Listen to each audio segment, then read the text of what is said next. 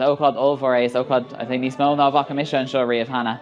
Mis cathal díar buil, agus mé mar bhil de for an agricán an Tradathon. Tá ócáid gan aniu an seo i Chultúrlann na hÉireann i Mbaile Manach, agus tá breis 300 ceoltóir againn i riamh lei ar gáir clig deag. Táteach amach agus tá gachéine ag seanna mar státe an seo. Tá sé á chréile beo againn ar YouTube, agus tá sé ar fad ar son Cumann Ailse na hÉireann.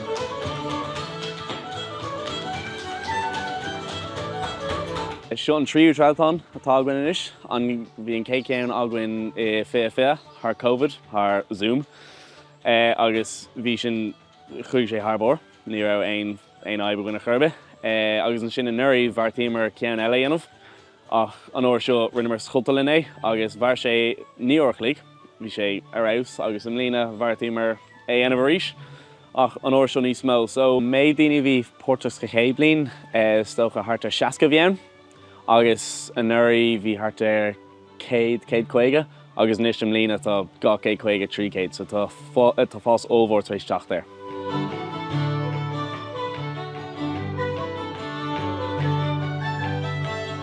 Tá grúpaí ó fud fad na tíre againn, an grúpa tá ar státe faoi láthair, tháinig siad suas inniu ó Chorcaigh, tá siad ó choláiste óscoil Chorcaigh híos an sin.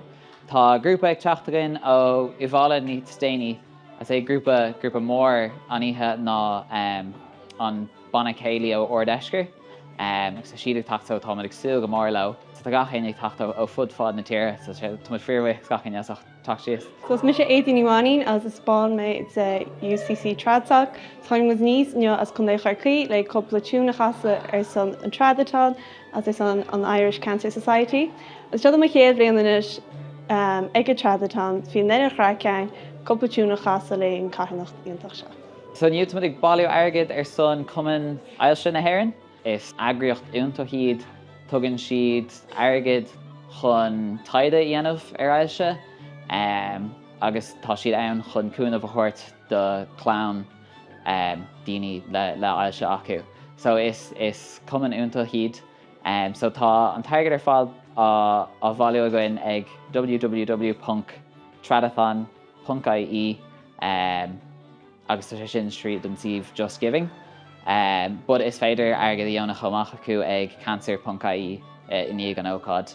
Bliain ciúin ba bhrálinn an ócáid dhéanamh níos mó. Tá roinnt bailí go bhhéit mí stóil, beidir ceannach cúnta, nó níos beidir ónad níos mó a aimsiú. Tá sóim mar mór fix míad a bhar an bliain ciúin.